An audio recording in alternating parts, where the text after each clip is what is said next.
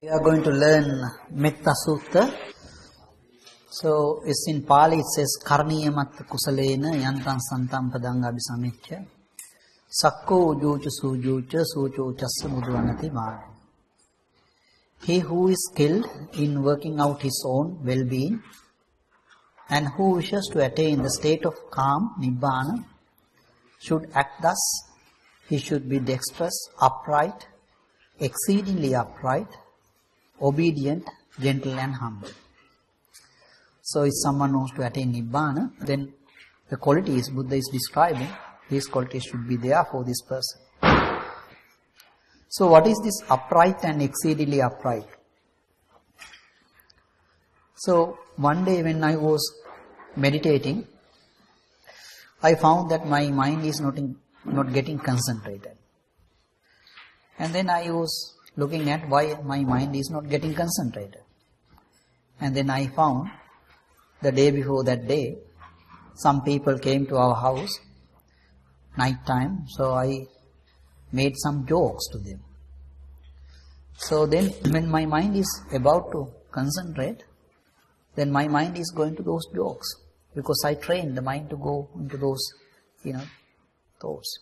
Then I decided those jokes are frivolous talks, so I should not be doing those things. So that day, meditation is over, and then next day onwards, my meditation is fine. And then 2 weeks or so later, I found there was another day that my mind is not getting concentrated. Then I was looking at why my mind is not getting concentrated. Then I found that I have not done frivolous talks, but I have done some harsh speech. So then I thought this harsh speech is harming me, harming my meditation. So I should not be doing harsh speech. So you can see day by day, we add these precepts to refrain from killing, stealing, sexual misconduct, refraining from lying, harsh speech, frivolous talks and slander, so on. So when you become upright, then you can become exceedingly upright. Upright, consider it as that you are approving that this killing is bad or lying is bad. And the exceedingly upright means you are abiding by that one. Unless you have the upright, you won't get exceedingly upright. You see, here there are some people think that it's okay to kill animal, living creatures, it's okay to kill. So as far as they do have this idea, it's okay to kill, then the killing will continue. If one day they approve that this is wrong to kill other living beings, then from that point onward, they will try not to have this. So they are upright, leading to the exceedingly upright. These two terms, upright and exceedingly upright, we are marking this one in a diagram. For the Vattupama Sutta, yesterday, the second meditation we were using. So here we have marked on the third column, after the self-theory clinging, upright and exceedingly upright. So only when you have one, then you get two. That is important. So next word is the obedient. Upright, exceedingly upright and obedient. This obedient thing is not the simple obedient thing that normally people are using. This one was explained by Venerable Moggallana in the 15th discourse in Middle Length saying, Anumana Sutta, inference discourse. Here it says that, friend, those bhikkhus thus ask thus, let the Venerable Ones admonish me, I need to be admonished by the Venerable Ones. Yet if he is difficult to admonish and possesses qualities that make him difficult to admonish, if he is impatient and does not take instructions rightly, then his companion in the holy life think that he should not be admonished or instructed. They think of him as a person not to be trusted. So here a monk is thinking that I should be, the Venerable Ones should be teaching me Dhamma. Then Venerable Ones, noble ones try to reach him and then teach Dhamma, then they find he cannot be instructed. So, this word over here, obedient, that is suvacha. The opposite of that one is duacha. So, then the Venerable Moggallana explained what qualities make him difficult to admonish. Here, bhikkhu has evil wishes and he is dominated by evil wishes. This is a quality that makes him difficult to admonish. In Pali it says, Icchanang vasangato. So, you see that if a monk is sort of fond of raw material and the temple and so on, fond of those things, alms food and so on, then the Buddha is telling that you should not be sticking to the temple or something. Buddha never stayed in one temple. He is always going from one place to another. Even for a house, you live for a long time in that house, you feel like, getting attached to that house.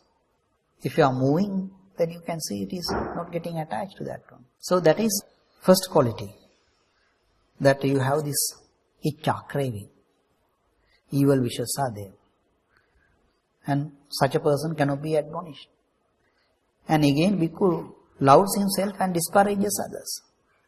This is a quality that makes him difficult to admonish. The Pali word is atukkansaku. Let us say that there are two monks, senior monk and the junior monk.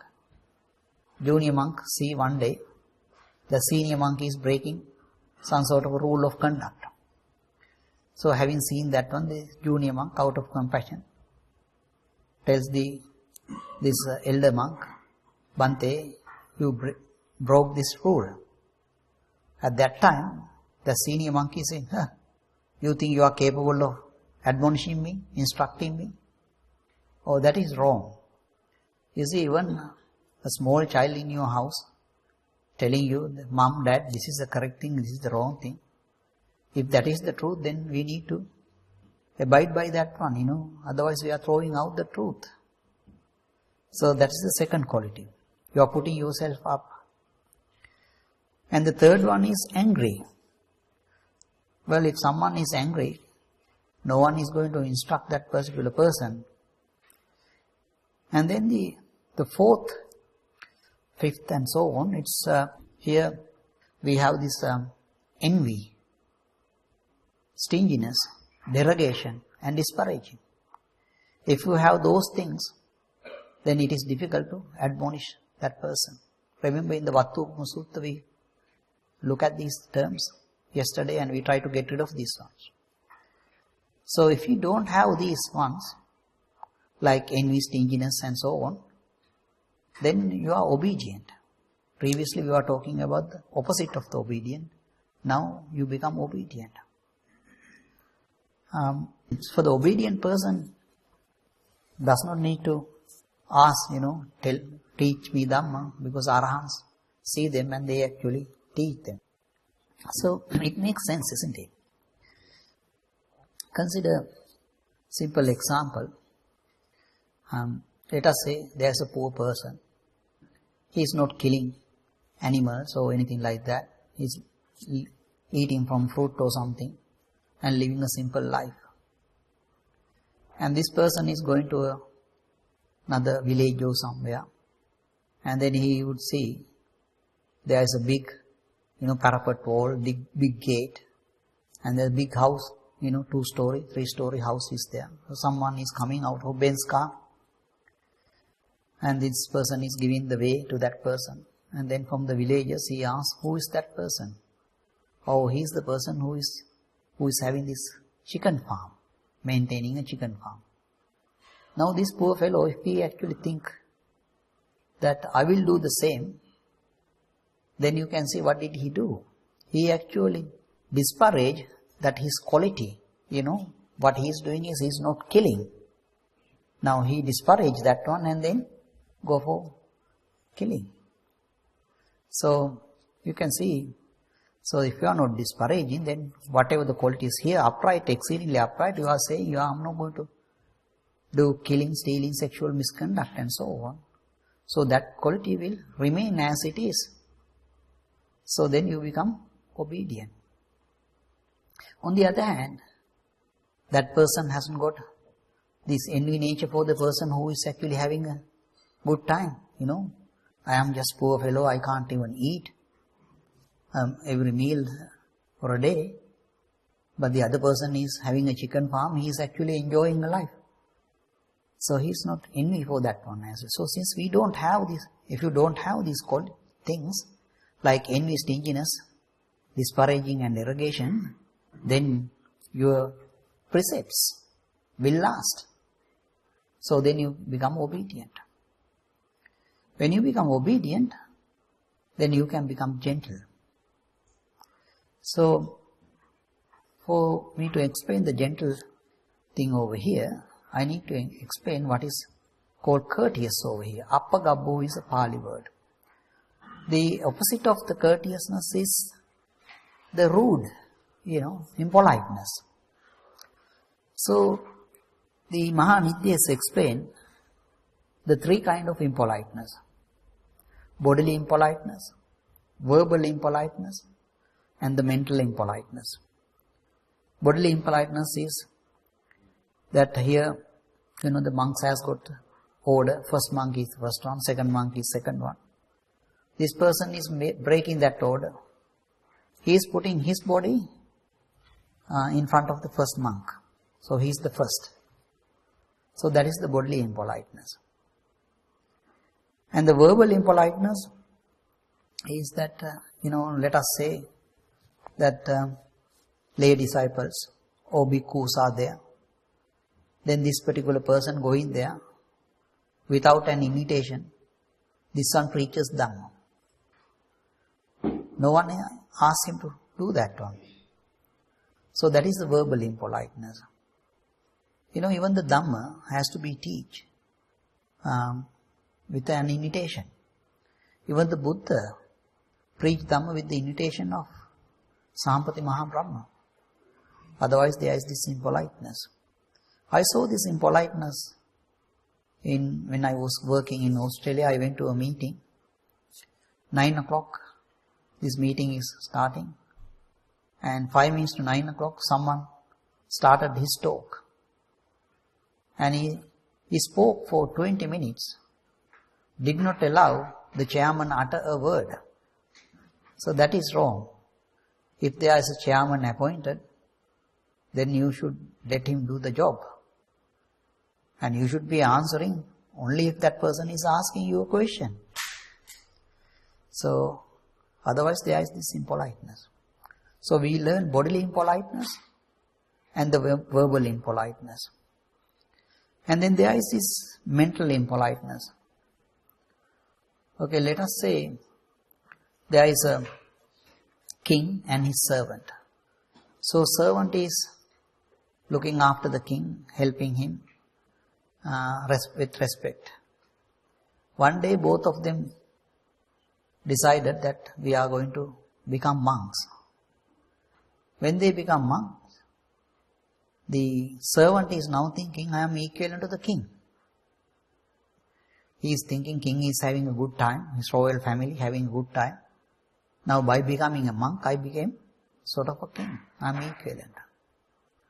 Now if they disrobe themselves, then you can see the difference will emerge. The king will become king, the servant become the servant. So that is this mental impoliteness. And going a little bit further, let us say someone just go into a first jhana concentration for a millisecond or so. And then he is thinking that, after in the meditation time, you don't get this sort of thought, but after the meditation, having eaten something, concentration is no longer, then you think, today I went to the first jhana concentration with the rapture. Who in the world are in this first jhana level? Oh, Brahma. He is in the first jhana level. So I am equivalent to Brahma. So you are putting yourself up over there. Like you are putting that I am equivalent to the king, I am equivalent to the Brahma and so on. So the Brahma managed to maintain that jhana level. This person just attained for a millisecond or something and he is thinking it's equivalent. This person after death might go to hell. The other person had the ability to maintain it. So similarly, second jhana, third jhana, and eighth jhana, neither perception nor non-perception level. Without having that ability, you are actually thinking I am equivalent to the person who attained and maintained such state. So that is the mental impoliteness. So Sampati Mahabrahma said that if you do not have bodily impoliteness and verbal impoliteness, then you are gentle. You still can have mental impoliteness.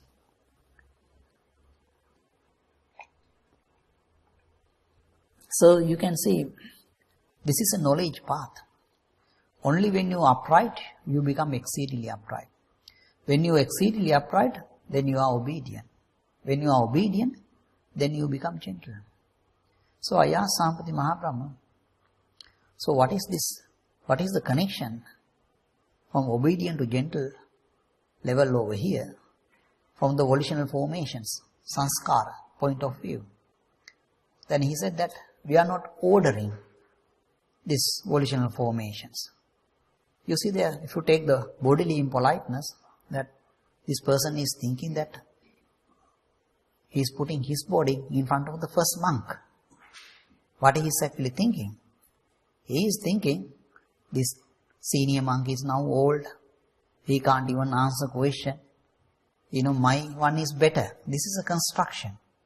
So my construction, my volitional formations, this is better than that one. So you are ordering, this one is better than the other one. So if you are not doing that, then from obedient to gentleness, you are coming over here. This obedient thing is not a simple thing.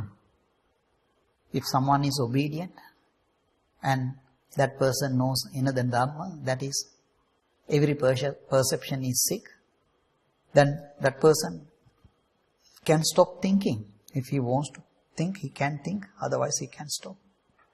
So now we are here with this gentle thing. Remember, bodily impoliteness, verbal impoliteness are not there. So when you become gentle, then you become humble. Remember this arrogance, yesterday we looked at with the Vattukuma Sutta. So it's the opposite term over here, is humble. Atimani, anatimani in Pali. So remember we were talking about yesterday, for this arrogance, the condition, general condition for arrogance is the not having virtue, lack of virtue. Today we started with the virtue, upright, exceedingly upright. You are refrained from killing, stealing, sexual misconduct, lying, harsh speech, frivolous talks and slander. So now from 1 you come to 2, from 2 to 3, 3 to 4, and now you can become humble. Now how does that one, can you see that particular one from the virtue you can become humble? Take that example about that poor fellow, that he see this person with a chicken farm. He is having a good time. So let us say this person also take the same path. He get rid of his virtue. I am going to do the same. I will kill. I have a chicken farm. Then so I can live as well. So then this person got a chicken farm. Now he is actually having 2 or 3 story house for him to live. And he is actually going in a Benz car now. And his children are going to international school. So now this person is going to the temple with a, Atapirikara, that is 8 requisite robe materials. And then still he has got this 8 requisite robe material with him. He has not offered to the monk. So when monk is preaching Dhamma, he is saying that it is not good to kill living beings, animals. Then what this person see at that particular time is this Atapirikara, 8 requisite robe material. That's what he sees in front of him. I mean, any villager in this village can't offer one of these to Buddhist monks. Only I can, because I have the money. How I got money? By killing these things. Now he become arrogant. Even when I come to this temple, people are opening the door in my car, smiling and say, that the rich person sort of respected in a way. So now early days, I could not eat. Today, the doctor is also coming to my house, not only that I can eat, even the sickness can be cured. All of this because of my killing. So now he has become arrogant. My children are going to international school and so on. He has become arrogant. For what? For killing. So you can see lack of virtue lead to this arrogance. Now put that story to you, apply it to yourself. We are also going, we are in coats and ties and so on, driving in a car, going to the work. And I am an engineer, I am a doctor, I am a lawyer and so on. So where are we going? We are going to steal. Going to work is considered stealing. So now we have become arrogant because we are stealing. So the lack of virtue lead to the arrogance. So if you have the virtue, then you become humble. So now we have learned one Gatha. So let's go back to the second line of the Gatha. So we come up to humble level over here. And the next Gatha is Santussakocha Subarocha Appakichocha Sallahoka Utte Santrindriyocha Nipakocha Appagabbo Kulesu Ananugidda. Santussakocha means contented. That means you are sort of satisfied with what you got. Are we actually satisfied with what we got? We are not. Sometimes when we are eating, we feel like, if there is some sort of a pickle or something, it will be good. So it's not contented. And on the other hand, a monk who is going in the alms round, he is not thinking like that one. Whatever thing offered to him, he takes. So since we have money, we buy, whatever the things, pickle or whatever, to help you. And then this is the Subarocha, means easily supportable. Buddha is saying that if a monk using this 8 requisite robe material, then that person is like a bird. Bird take all of its wings and go anywhere. So that person is very easy to support because, you need only food. But if monk is hauled into a temple, then you need to maintain the monk as well as the temple. Maintaining temples is up to these lay persons, but the monk is hauled into that one is the problem. So, easily supportable. With but few responsibilities. Appakicca means few responsibilities. If you have more responsibilities, that means you are busy. Some people really like to say that I am busy. It looks like that person is an important person. I am busy. So if you are busy, then do you have time to do the meditation? You don't. How do we create this busyness? We are creating it by our own way. One good example is in this Sri Lanka. If you are in a one-story building, house, and the next door neighbor, because his house is broken or something, he will construct 2-story house. Then you think, well, I will construct 3-story house above him. So to do that one, you need to have a bigger loan. That means now you are working, previously 8 hours, now you are working 12 hours or so to pay this loan. And, I found such a person that he was telling he can't sleep at night time because he's afraid bank will come and take the house. He said the only happiness he had was when he goes underneath the bow tree, the leaves are shaking. And that was the only happiness. He said underneath that tree he decided somehow he will pay this mortgage and get rid of this pain. He managed to do that one. I have met some people who could not do that one. Their house has been taken by the, by the bank.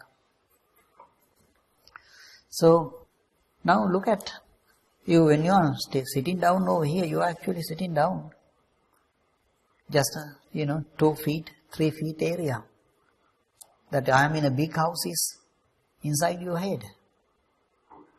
So, if your house is not getting wet, house wall it does not matter. So you can live and you can meditate. If your car wheels are just rotating, you can make up to the work, and that is good enough. You don't need to think that I will buy a big car, Benz car or something like that one. So the time you spend on those things, you can actually save and meditate, and you can end this sansara, going from birth to birth. Of simple livelihood. Sallahakoti means simple livelihood. We got to have simple livelihood. Controlling the senses, santrindriya. Prudent, courteous, not hanker after associated families. So controlling the senses, we have marked that one in this diagram. You can see the number 6, controlling the senses. So, where were we? We were in number 5. So that means humble. Being humble means it is the qualification for us to control these senses. How is it so? So if you are not humble, that means you are arrogant. Now I said that 16-year-old girl, if she is beautiful, she is arrogant. But then how come she know about this, that I am beautiful? She knows that one because these other people are looking at you. That's the measurement. So, to know that one, this person is looking at other persons. Are they actually looking at me? So when you look at, then you see this person's body is, above, below, and so sign and features. So you are not controlling the faculties. Simply to determine I am beautiful, you are looking at. So then you can't control. You see, I saw in TV long time ago that one of those modeling person was interviewed, and that she is now old, and now she is saying if someone is not looking at you, then there's no point. You've got to look at. So similarly, the 16-year-old girl is looking at the others to determine whether they are looking at me. So then you can't control your senses. So if you are humble, then you are not going to do that one. What's the point? What we have is this excrement, urine and so on. This is a disgusting body. So that person is humble. Although we explain using this example, the Dhamma is a bit deeper than this one. For this one I am going to use a sort of a diagram. That diagram, this is the diagram you were looking at in your book. I found a relationship between these taints. See, there is this taint of views. Okay, when there is a taint of view, then we have this taint of sensual desire. This is mentioned in Pattanapali 3 in the Abhidhamma Pitaka. When there is taint of views, there arises taint of ignorance. And when there is taint of ignorance, then we get the taint of sensual desire. So taint of sensual desire lead to taint of ignorance. So the red arrow you can see go both ways. And then this one, the taint of existence and leading to the taint of ignorance. So you don't need all the relationships over here. We are using only one. When there is this taint of views, then we get the taint of sensual desire. What are the sort of consequences, results, effect of this one? You see, you meditate in the morning that these 32 parts of the body, or maybe dead body and so on. And having done that meditation that this body is a disgusting thing, and then you go to work, and then you see someone is coming in front of you. And then you are saying, oh, this person is beautiful. And little while later, you become mindful and you are thinking, what am I saying?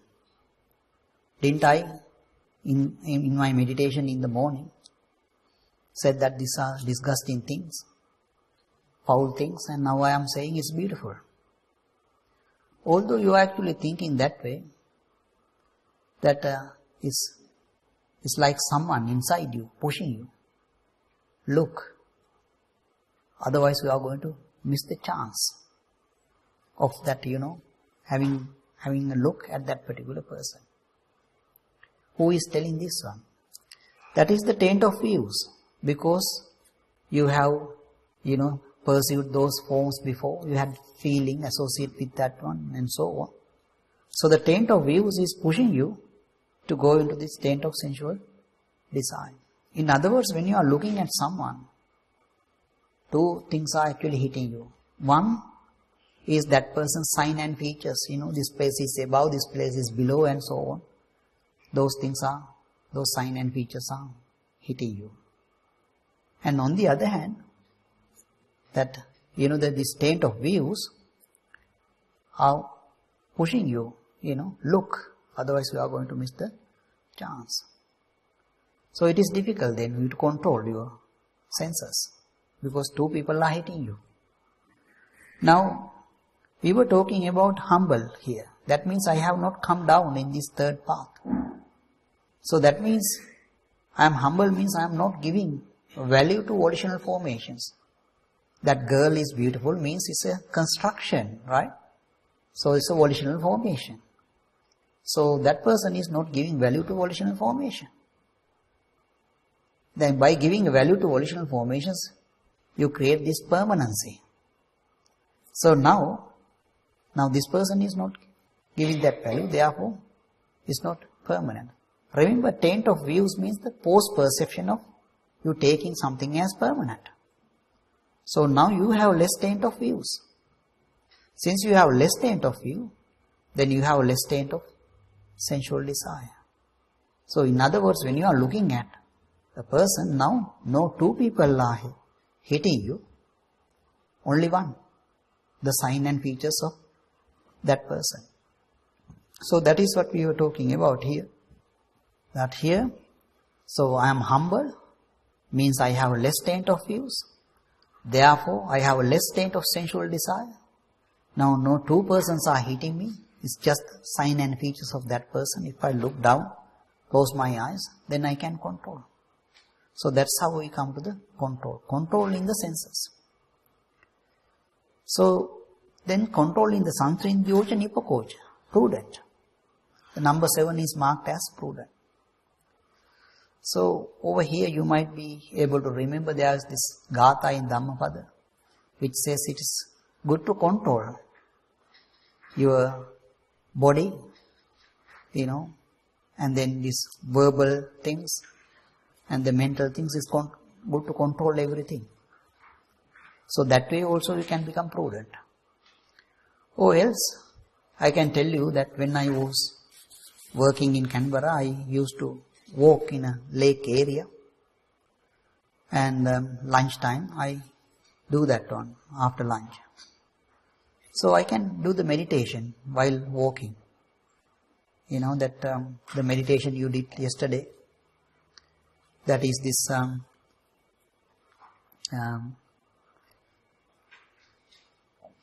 birth, aging, sickness and death. Contemplation of that one, Eightfold Path meditation.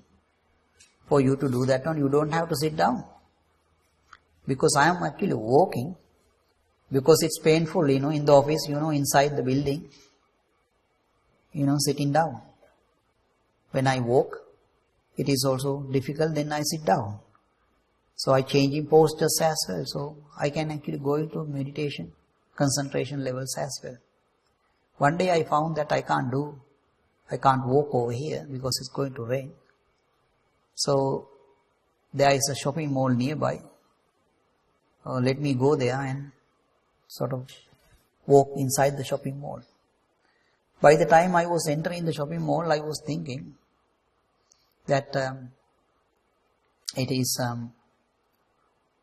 when I was walking in the lake area, it's only people who are jogging, 1 or 2 persons I see. But it's not like over here. In the shopping mall, there are people walking with, various types of clothes, split clothes and so on. So I should be careful. I should look down, restrain my faculties. So for you to restrain your faculties, looking down, also you got to have guts. These days people are saying, you look this way, that way, say hi, bye and then go. Looking down and walking is not a good thing. One person in my office has told me, I saw you walking to office today, frustrated looking down. So I look at him and then smile, because I know I am actually walking with the meditative experience. I am happy. So if, in your office, if that sort of a person is looking at you and then talking to someone, then you are actually thinking, this person is talking about me. So some people go down with it. Actually, I had someone who was going down when some people are talking and looking at her. So, the guts that you have at that particular moment, it is your virtue. Virtue in the Eightfold Path. And this was told me by one of the divine being gods, Sumana Saman. He said, recollect your virtue at that particular time. Did I lie? Did I have harsh speech? Frivolous talk, so slander? If you don't have, then you are pure on that count. 4 counts. So that is your strength. Did I kill? Did I steal? Did I have sexual misconduct? If you don't have, then you are pure on those 7 counts. And that is your strength. So I have that sort of strength. I thought it doesn't matter whether people are looking at me or talking about me. I just look down and walk. I got this effort. As soon as I got that effort, then the rapture started flowing in my body. I walk in that shopping mall for 40 minutes without looking at those people, without getting hit or something. And the rapture was flowing for the 40 minutes. And then I went to office. And then I was thinking, this is how I walk today. And the rapture started flowing again. So for me, then, living like that one is a good one. So that is this controlling the senses, prudent. That is a wise way of living. So when you become prudent, then you become courteous. Remember we discussed this courteousness, that bodily impoliteness, verbal impoliteness and mental impoliteness. If you don't have, then you are courteous. So when you are becoming gentle, we got rid of bodily impoliteness and the verbal impoliteness. So now we are left with mental impoliteness. That is, I am saying the king and myself are equal. So this prudent person is not saying that one. Because he knows that king is suffering, I am suffering. I have excrement, the king has got the excrement as well. We both are suffering. And normally you would think that when someone is, having a good time, that this person, the rich person is having a good time, or king is having a good time. You need to ask king, Are you having a good time, sir?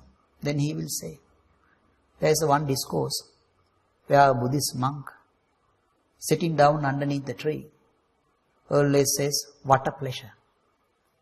And then the other monks look at him and then inform the Buddha that this person is not doing Brahmacharya, not having a noble life.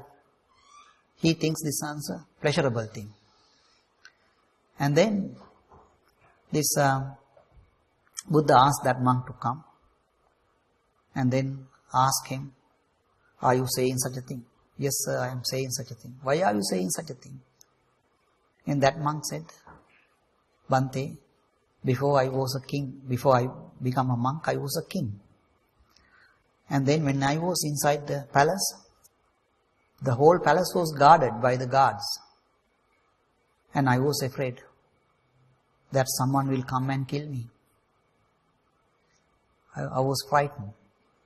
And while I was living with the queen in the room, around the room also I put guards. But still I was afraid.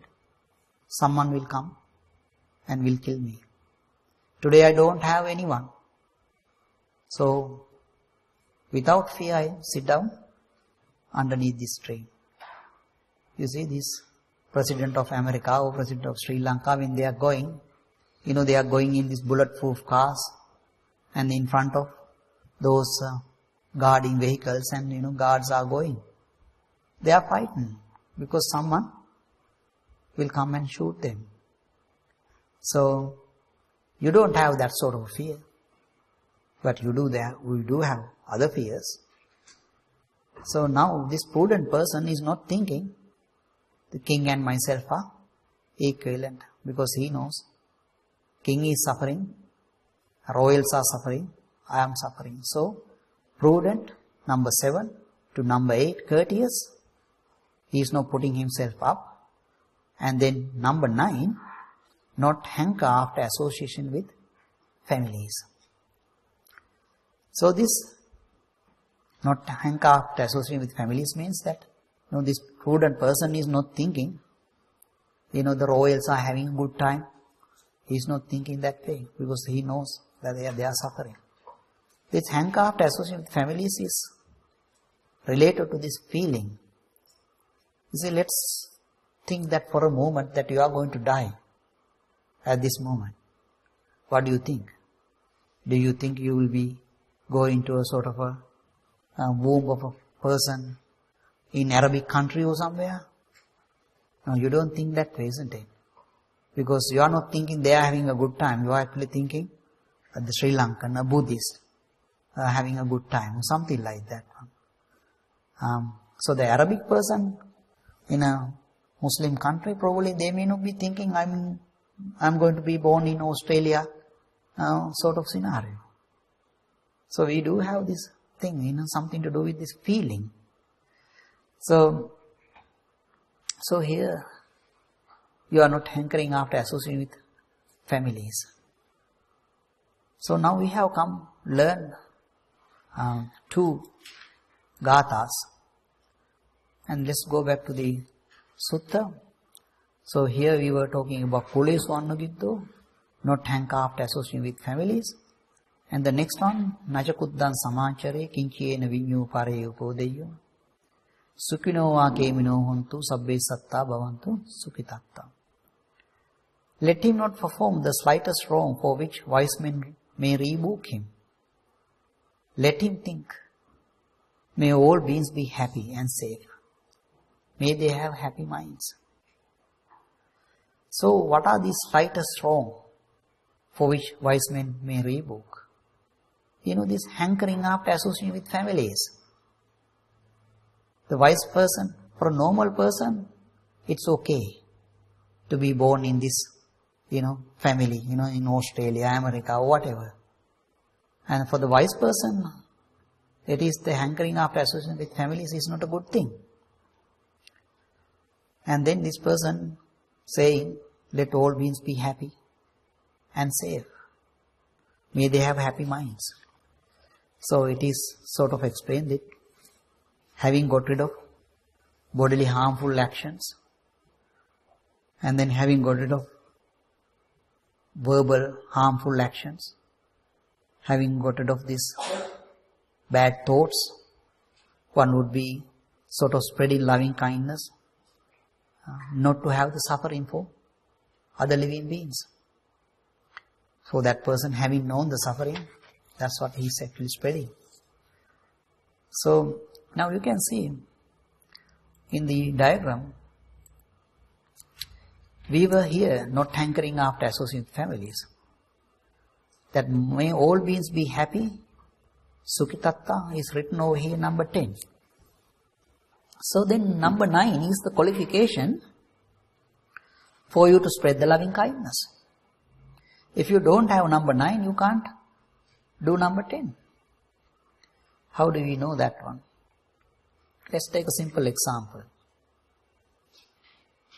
For the, hankering after associated families. Let us, that in Sri Lanka, there was a war, and by that time, that Tamil tiger leader, he died.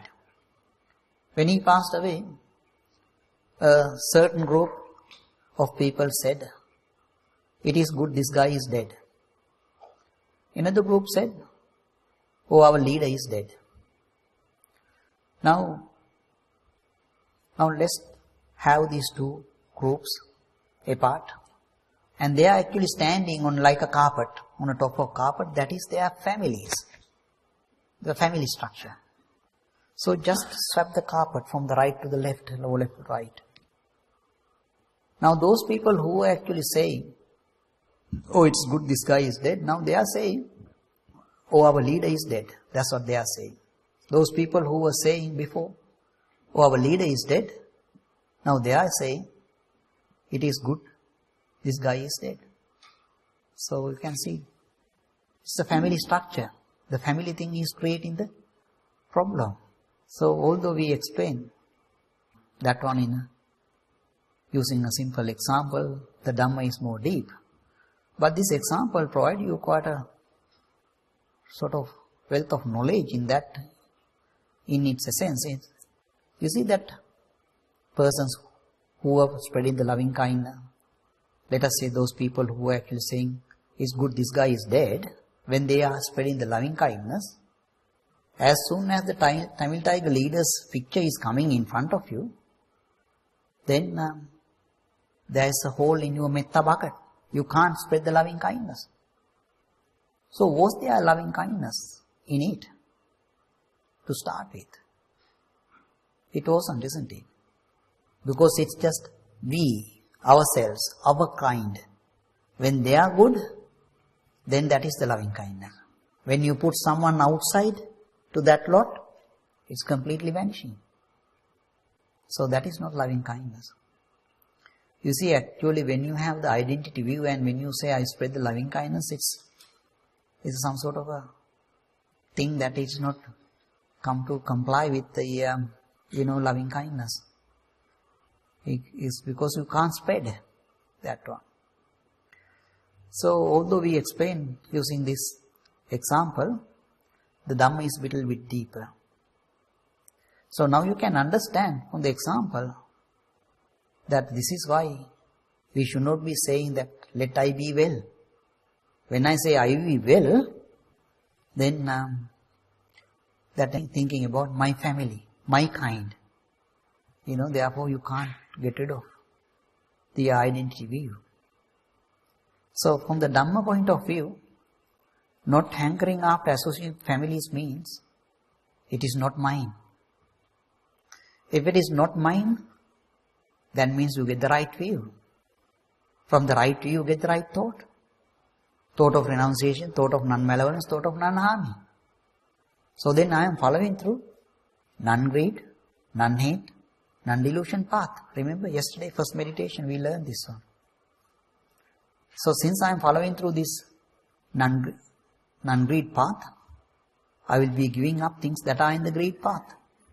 What are they? Lying as well as stealing.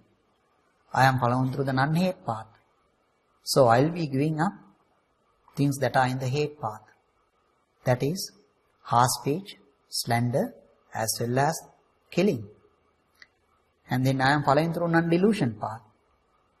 So I will be giving up things that are in the delusion path. What are they? They are frivolous talks as well as the sexual misconduct. So now you can see I have 8 skill state of the mind. We started this one with 7 skill states. What are those 7 skill states? When we say upright, exceedingly upright, we got rid of things, that bad things we do from our body. Killing, stealing, sexual misconduct. And then verbal ones, we got rid of lying, harsh speech, frivolous talks and slander. And there are bad things that we do from the mind. That is the wrong view, and then the covetousness and ill will. So when I am saying not hankering after associating with families, means it's not mine. Then I got the right view. So I got rid of the wrong view. So now I have 8 skill state of the mind, so that I am qualified to spread the loving kindness. You see, you need to have 8 skill state of the mind to spread the loving kindness to others. It makes sense, isn't it?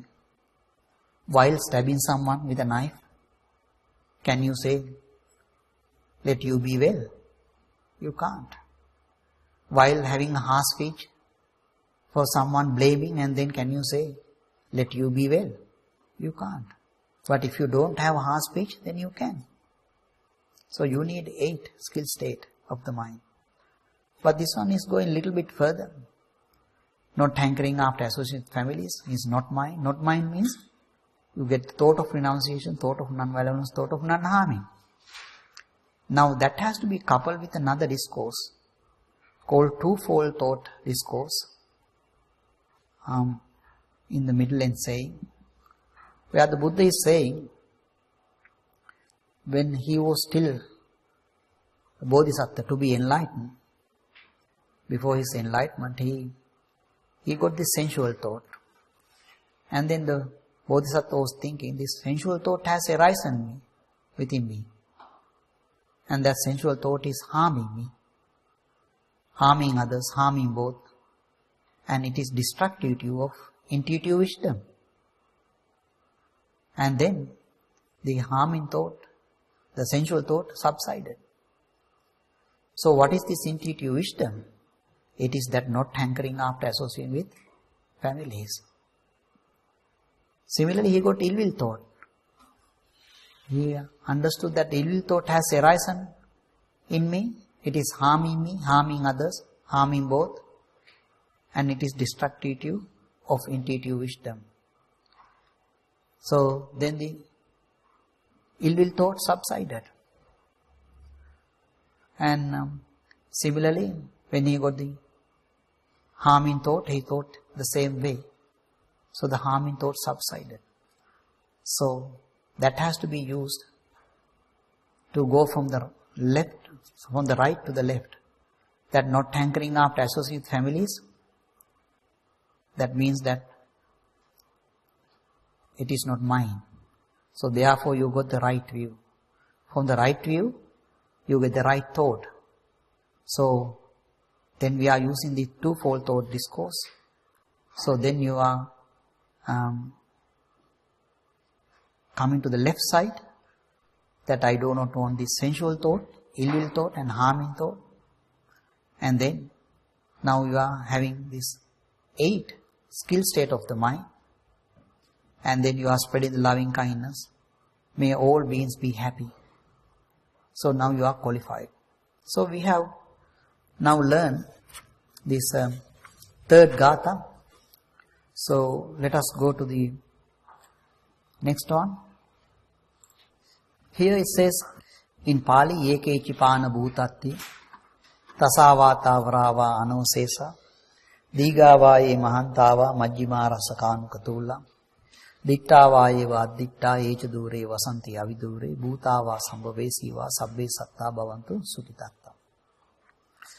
Whatever living beings there may be, feeble or strong,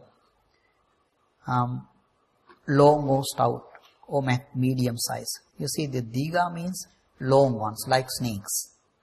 Mahanta means like elephants, big ones. Majjhima means like horse or a cow, middle size. And then the ditta vaiva additta, those you can see, you cannot see. Dure vasanti avidure, that means far away or near ones. Or bhutava sambhavesiva, those who are born as well as those yet to be born. May all beings have happy minds. So now he is actually spreading the loving kindness to those living beings. Long, short and so on. You see, when you are trying to spread the loving kindness to living beings, what do you see? What do you see is the sample of death. You see that a mosquito would be living only 7 days or so. When you are walking, then you can see, a fly is coming and then hitting a tree or something, falling down, dying. And ants are dying. So snails are dying and so on. You normally hear, your relatives or someone passed away, maybe 6 months time. But every hour, you can see, ants are dying, snails are dying and so on. So what you get is a sample of death. So when there is death, would you become arrogant when you know that yes, there is a death? You won't have that arrogance. You are not putting yourself up in that particular scenario. So by trying to spread the loving kindness, you see a sample of death. Now keep that one in your mind, and then we move on to the next gatha. Napuro paran nigubbeta ñāti maññeta katta chinang kanchi bearosana patika sanya ñāña maññasa dukkha miccayi. Let him not deceive another, nor despise anyone anywhere. In anger or ill will, let him not wish another ill. You see, let him not deceive another. So that means this nikubbeta. You see, that is sort of a cheating.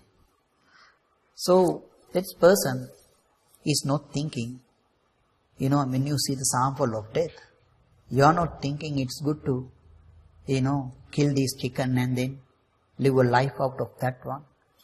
That is not a good thing. And then also, ñāti maññeta means you are not going to put yourself up because of the arrogance. What arrogance you can have? Maybe you have billions and billions of dollars, cars and everything. But if the doctor comes and tells you that, in next hour you are going to die, or tomorrow you are going to die, what arrogance you can have? So it will be completely vanishing. So that you are not despising anyone anywhere. In anger or ill will, let him not wish another ill. So these two terms are marked over here in the diagram. Underneath the anger, you can see in anger, let him not wish another ill. Remember, yesterday also we discussed that the problem with anger is that we do have the permanence inside anger. Remember, I gave you a story. If someone is troubling you so much, and then you tell your friend, this particular person is troubling so much, then your friend is saying, do you know that this person has got a particular sickness? Doctor has given him only 6 months. And 5 months has been passed, maybe next day or so, he might be passing. So now you don't have anger about that person, isn't it? What was preventing you getting out of the anger? The permanency. The death means that you understand that there is no permanency. What permanency can there be when there is death? So now since you are trying to spread the loving kindness, and then you saw the sample of death. So therefore there is no permanency. Now I can get rid of the anger. So now I am saying in anger, let him not wish another ill. So anger will be gone.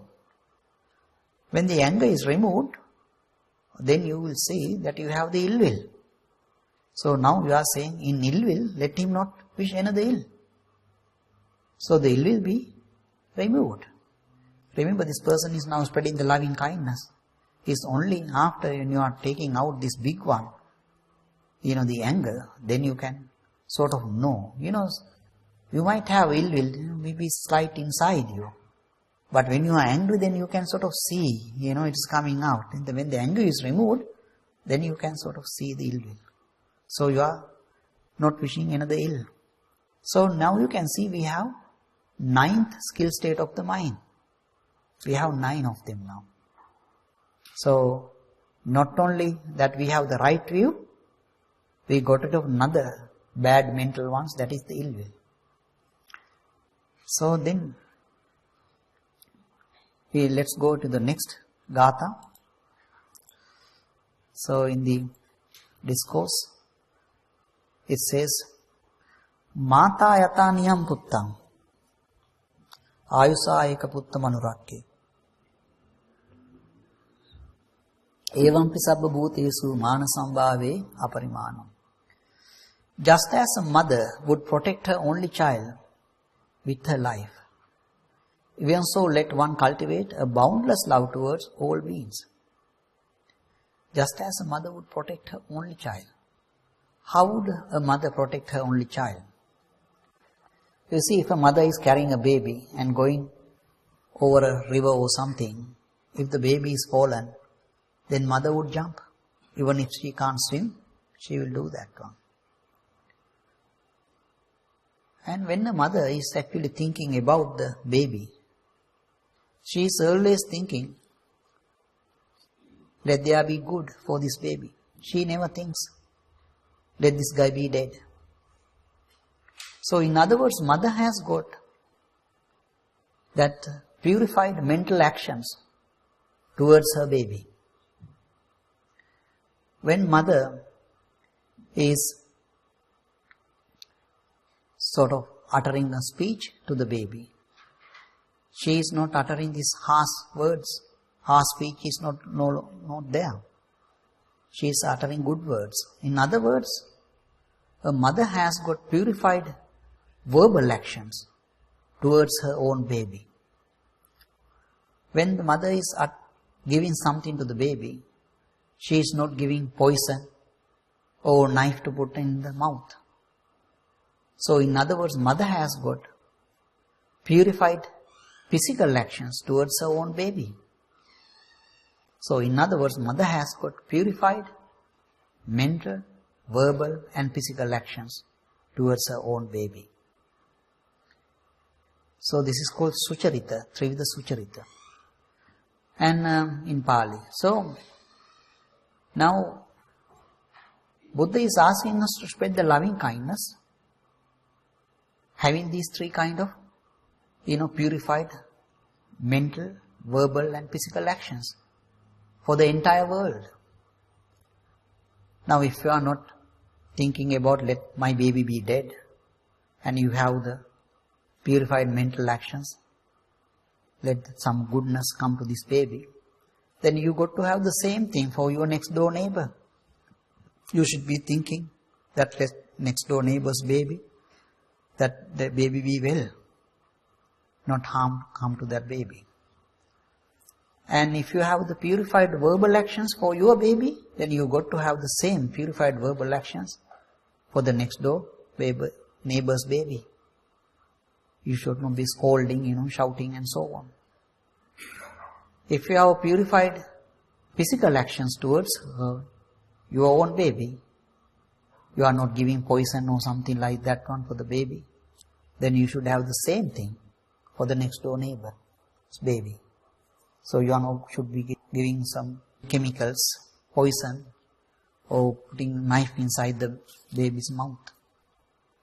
So for your next door neighbor, you take your own garden. Underneath that garden, there are worms. So if I ask you whether you kill animals, probably you would say, I don't. But if I ask you whether you plant some plants, flower plants or something, you say yes. So if you are doing that one, you are digging and then you are killing those little worms. Now, Now you can see there's a problem, isn't it? You can't even plant anything. You can't dig.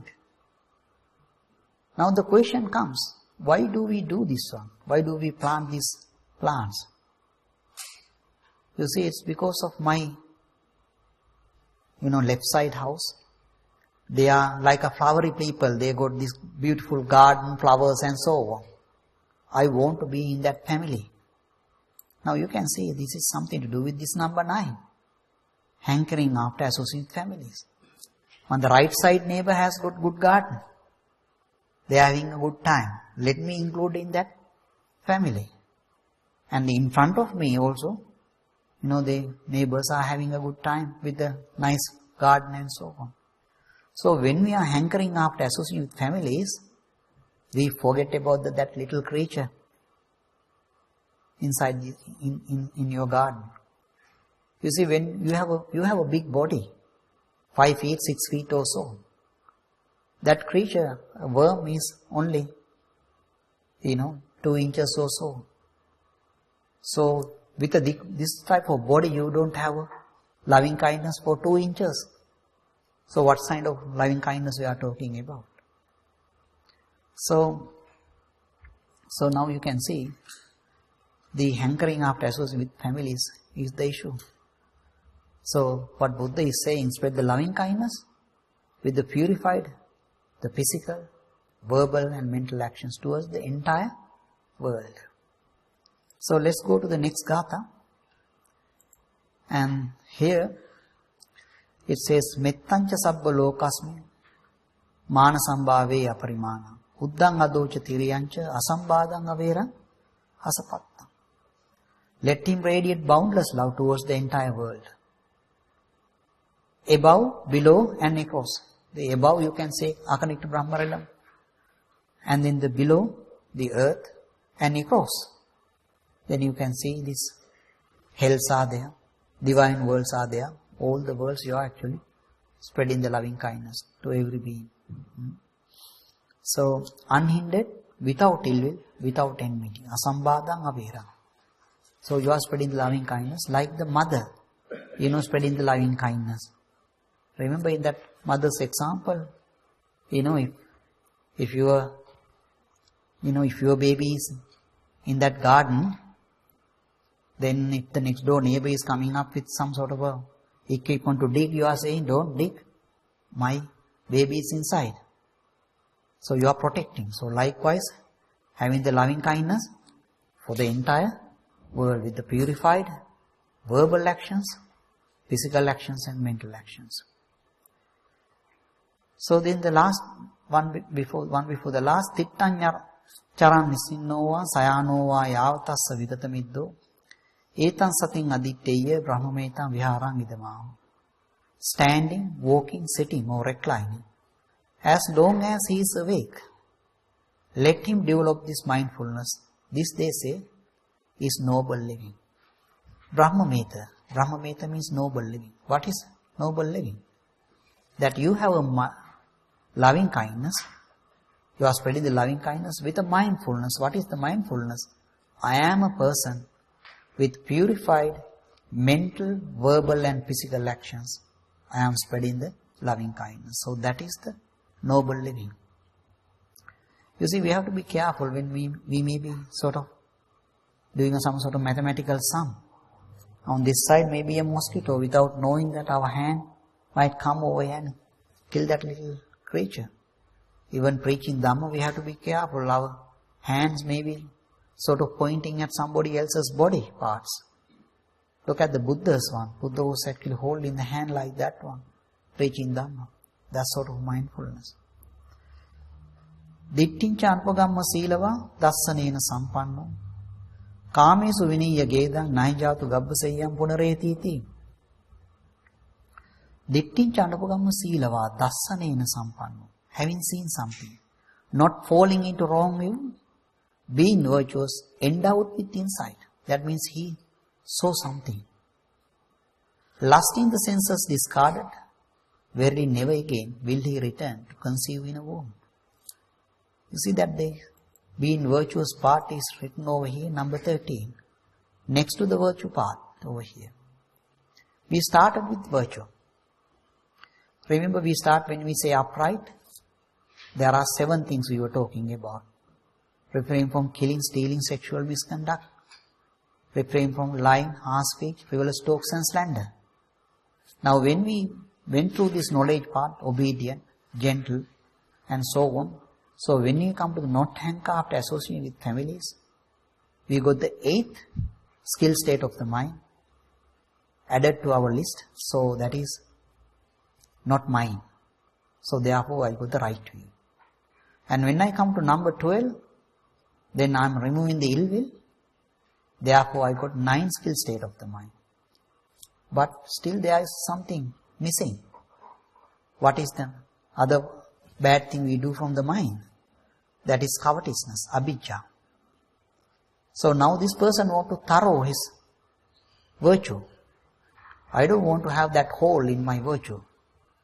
So now this person is saying this covetousness is because of lust in the senses. So number 14, although we have written right on the left side, it should be over here in this circle. Lust in the senses discarded. I don't want to have the covetousness. I am not going to return to a canal of urine and excrement. That is not to conceive in a womb again. So, if I am going to do that one, and then you understood little while ago that is a sexual misconduct, isn't it? That I am going to a mother's womb means. So the sexual misconduct lead to delusion. So that means you are actually destroying the right view. The number 9, I don't want to do that one. Not hankering after associate families. So I need to maintain my right view. So I am not going to go to the mother's womb. So that is the discourse. So how are you going to meditate this one? Some of you can remember this whole gathas in the Metta Sutta.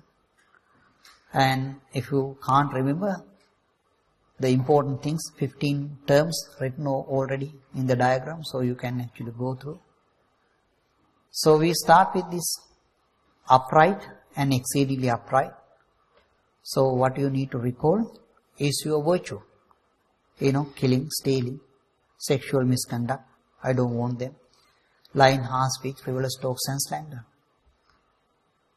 Live this particular moment and get rid of those things. Now, you see, even a farmer can do this meditation. You see, when the farmer was doing the farming, he killed those little creatures, worms and so on. Now suppose the farmer is over here meditating. Is he a farmer now? He is not a farmer. Our problem is we are attaching the stamp, farmer, this is the time farmer. You are saying I am an engineer. You may not be an engineer because office might have fired you. So there's no engineering job anymore for you. So live this particular moment. And at this particular moment, if the farmer is actually giving up, killing, stealing sort of scenario, if that person passed away, probably go to Nibbana, attain Nibbana. Or even if he could not attain Nibbana, he might be going to the Brahma world also. So he is not going to go and dig after that one. We do not know, we can die right over here. So live this particular moment. So take your precepts. I don't want this killing, stealing scenario. So when you become upright and then you become exceedingly upright, then you become obedient. When you come to the obedient, what you need to recall that yesterday you were trying to get rid of this envy, stinginess, the derogation and disparaging as they are bad things. So you are not disparaging your own virtue that you established little while ago. So then you become obedient over here. And you don't need to do that meditation again, but you need to recall it to your mind that you were trying to get rid of it. When you become obedient, you become gentle. So that you do not have the bodily impoliteness and the verbal impoliteness. That was the one we were talking about. So the rudeness is gone. So when you are becoming gentle, then you can become humble. So when you are humble, remember that you are not giving values to this, the volitional formations like killing, stealing and so on. Because you got rid of that one, now you are maintaining it, you are not giving value. So therefore, the permanency is removed or reduced. Since there is a less permanency, then you won't have taint of views, you have less taint of views. Therefore, you have less taint of sensual desire. So now I can control my faculties. That is how we come from number 5 to number 6. So when you are controlling the faculties, you might remember the Gatha in Dhammapada, that it is good to restrain everything. Or else, you might be remembering that how I was walking in that shopping mall when I was, by the time I was working in Canberra. So that way also you can become prudent. The rapture was flowing and that's the way to live. The prudent person is not thinking that king and myself are equivalent. He is not putting himself up. So now remember this courteousness. Here we have 3 things. The bodily impoliteness, verbal impoliteness and mental impoliteness, all 3. 3 of them are there. It's not, when we are saying courteous, that means we don't have that one. So we got rid of the 2 things when we are saying gentle. Now we are going to get rid of the third one. The third one is that the mental impoliteness, I am not going to uplift myself, I am equivalent to the king. So then I am not hankering after associating with families. I am not saying that, this king's family is having a good time, royal family is having a good time also. So when you come to that one, then not hankering after associating with families means that it is not mine. It is not mine means I got the right view. From the right view I got the right thought. So I have thought of renunciation, thought of non-malevolence, thought of non-harm. And coupled with the twofold thought discourse, we are coming back to the left side, giving up the sensual thought, ill thought and harming thought. We are following the eightfold path. So now you are qualified to spread the loving kindness. So you are spreading the loving kindness, may all beings be happy. You have 8 skill state of the mind. You have the right view on the top of your virtue part. And then, now you are spreading loving kindness to all the living beings. That big ones, small ones, lengthy ones like snakes and so on. What you see over there is the sample of death. Ants are dying, snails are dying, worms are dying and so on. So when you see the death, sample of death, then your arrogance gone. So then you are coming to that Gatha, that in anger, let him not wish another ill. So because of the death, permanence is removed. So therefore what is inside the anger is removed. So therefore I can get rid of anger. And then when the anger is removed, then the ill will part is there. So because of the ill will, you are not wishing another ill. So therefore ill will is gone. So that means you got now 9 skill state of the mind. The one that you do bad things from the mind is gone. Now you are spreading loving kindness like the mother, with the purified, the verbal, mental and physical actions. Like the mother is protecting on her own baby, you are spreading loving kindness to the entire world with the purified verbal, mental actions. So then the next Gatha coming up, he radiates boundless love towards the entire world. The above, the Akanita, Brahmarelam, below or here, and the across to the entire world. With this, without enmity, without ill will. And then the next gatha is this Tittan Charan Nisinnova, whether that person is standing, walking, whatever it is. He is mindful that I am a person who is spreading the loving kindness with a purified, this mental, verbal and physical actions. So that is the what is called noble living. You have the mindfulness.